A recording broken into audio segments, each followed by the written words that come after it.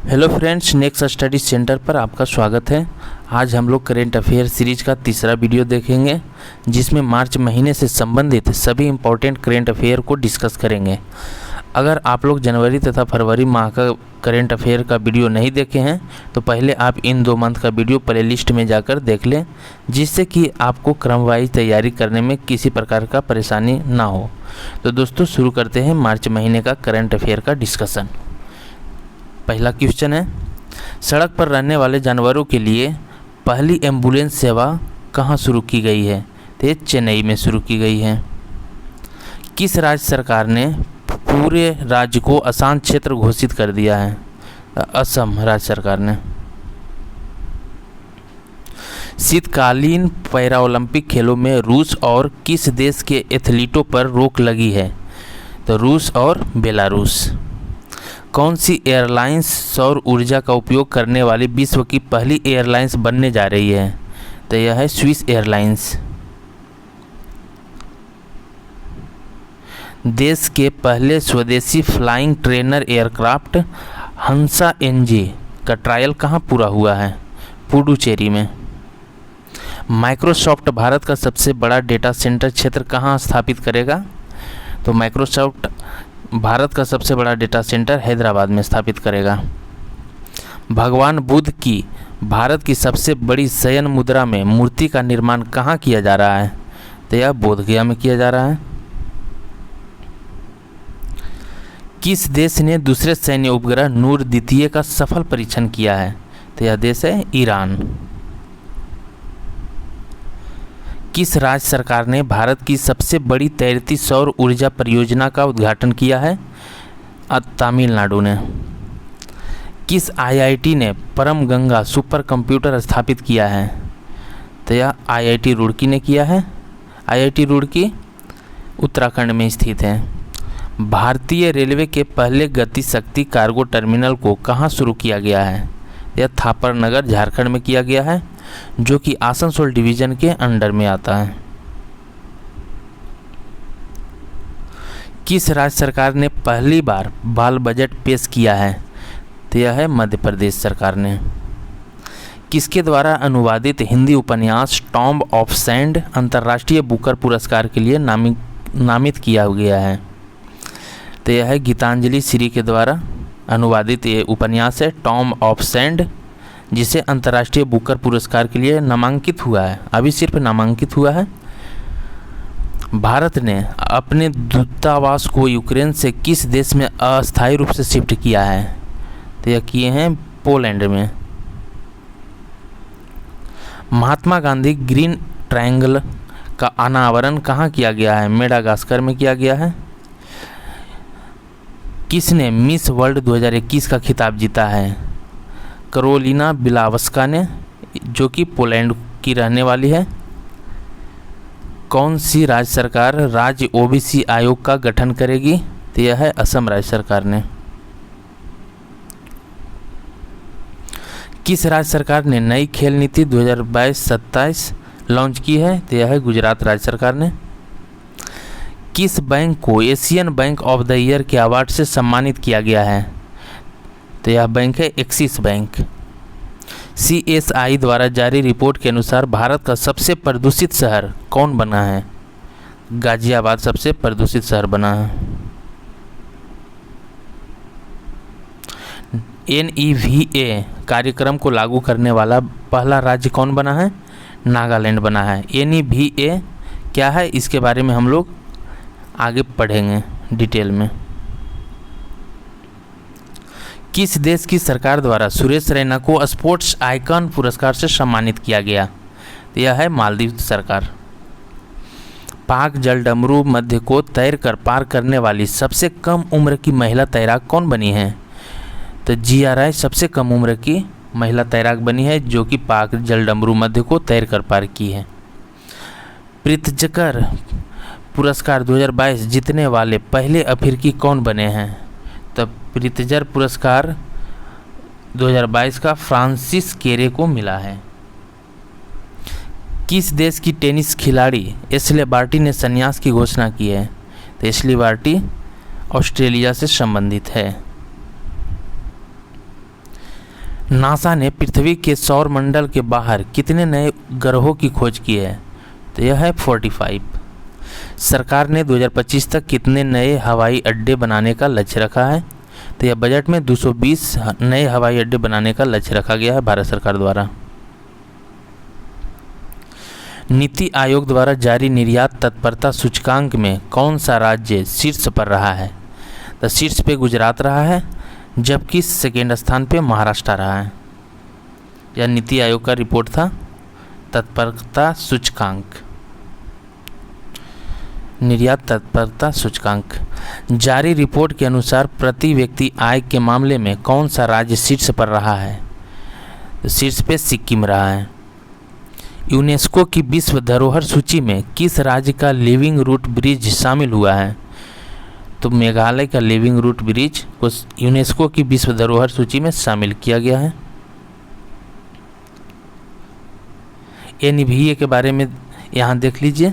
राष्ट्रीय ई विधान एप्लीकेशन, एनईवीए का अर्थ है राष्ट्रीय ई विधान एप्लीकेशन, कार्यक्रम को लागू कर पूरी तरह पेपरलेस बनने वाली पहली विधानसभा बनी है।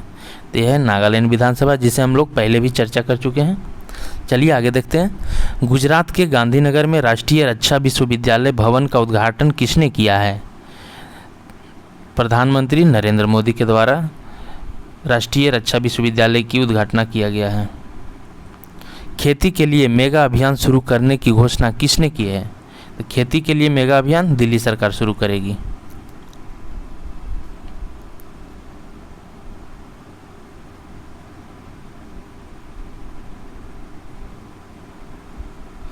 भारत का पहला मेडिकल सिटी कहाँ स्थापित होगी?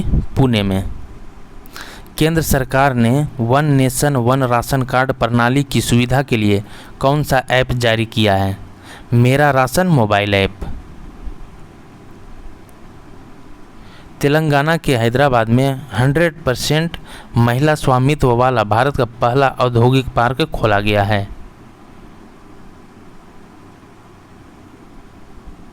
भारत के सबसे बड़े तैरते सौर ऊर्जा संयंत्र का उद्घाटन कहाँ किया गया है? तो ये तमिलनाडु के थूथुकुडी में शुरू किया गया है। केंद्रीय गृह मंत्री अमित शाह ने कहाँ महिलाओं को सरकारी नौकरियों में 33% आरक्षण देने की घोषणा की है? तो अमित शाह ने यह घोषणा त्रिपुरा में किए हैं। रिलायंस इंडस्ट्री लिमिटेड ने मुंबई में भारत का सबसे बड़ा व्यापार और सांस्कृतिक केंद्र स्थापित किया, जिसे क्या नाम दिया गया है? Jio world centre. Financial action task force ने यूएई को ग्रे लिस्ट में शामिल कर दिया है।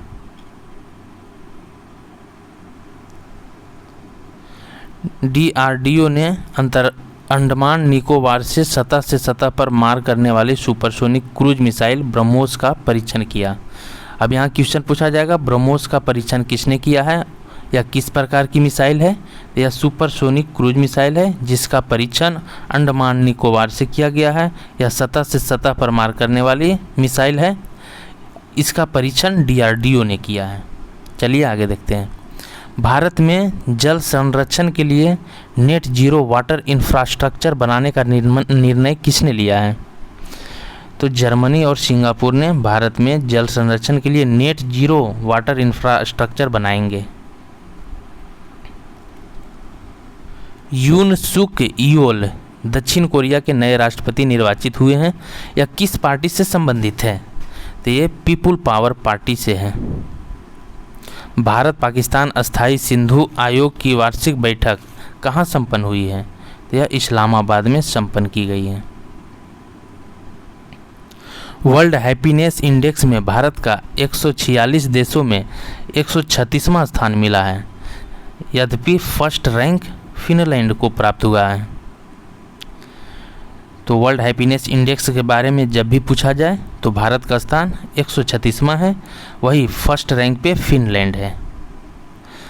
हथियारों के आयात में भारत और सऊदी अरब का विश्व में प्रथम स्थान है तथा अमेरिका हथियारों का सबसे बड़ा विक्रेता देश है।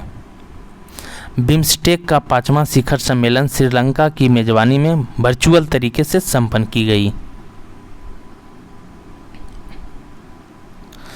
इरडा के नए चेयरमैन कौन बने हैं? तो देवाशीष पांडा।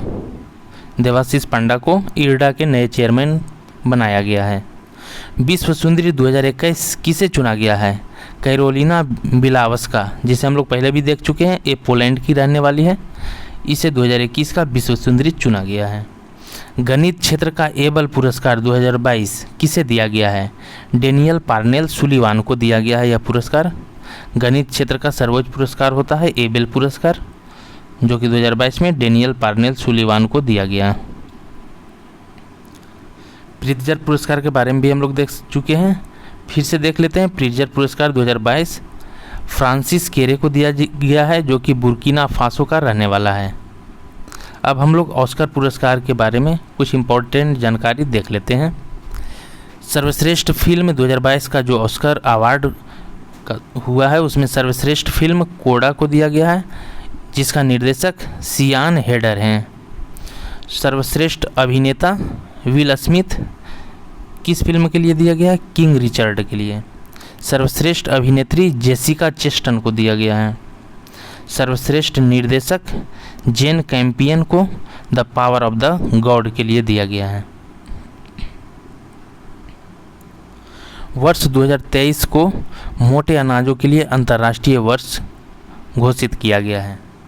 इसमें भारत का बहुत बड़ा योगदान है। सूरजकुंड अंतर्राष्ट्रीय हस्तशिल्प मेला कहाँ लगता है? हरियाणा में।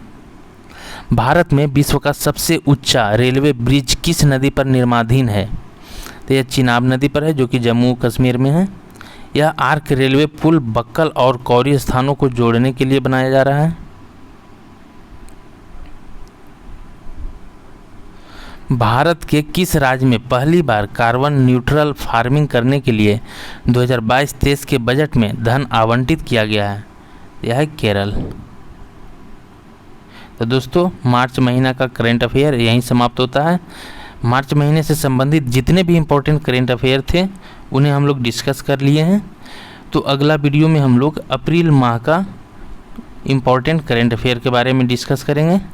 तब तक आप इसे रिवीजन करते रहें। अभी तक इस चैनल पे जनवरी, फरवरी और मार्च का करेंट अफेयर अपलोड कर दिया गया है।